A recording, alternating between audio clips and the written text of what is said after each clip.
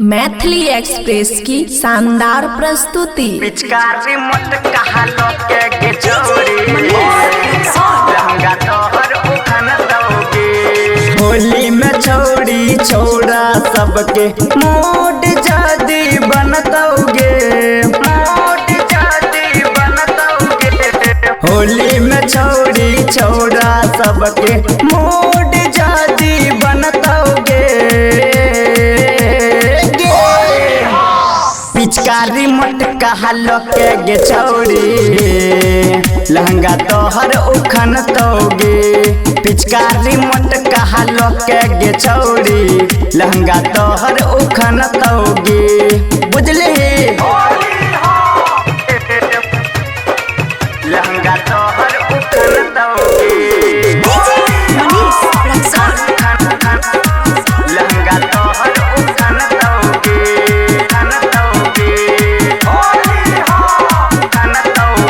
खुशी recording studio बलुआहा। 5 minute में तोहर छूट जाए तो बमकी।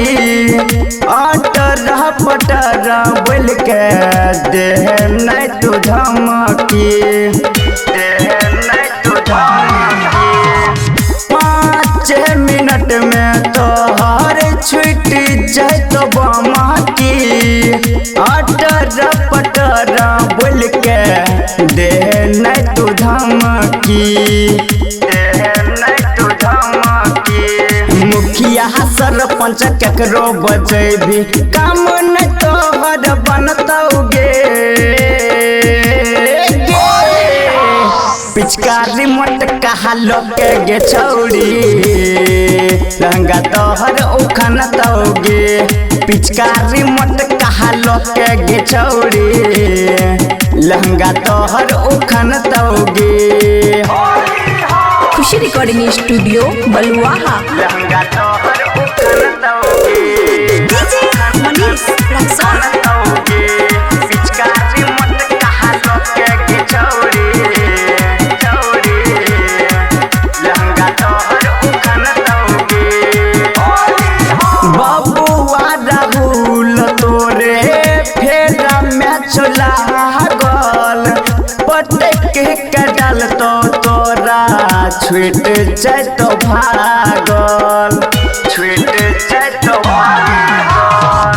बबुआ राहुल तोरे फेरा में चला गल। पटक के डाल तो छूट जाए तो तोहर भागल, छूट जाए तो भागल। गायक प्रकृति लभर तोहर कनियो न किछो जानतोगे। पिचकारी मत कहा के छौरी लहंगा तोहर उखन तोगे। पिचकारी मत कहा के छौरी लहंगा तोहर उखन तोगे, उखन तोगे। होली में छोड़ी छोड़ा सबके मोड जादी बनतोगे। पिचकारी मत कहा के छौरी लहंगा तोहर उखन तोगे। पिचकारी मत कहा के छौरी लहंगा तोहर उखन तोगे। खुशी रिकॉर्डिंग स्टूडियो बलुआहा।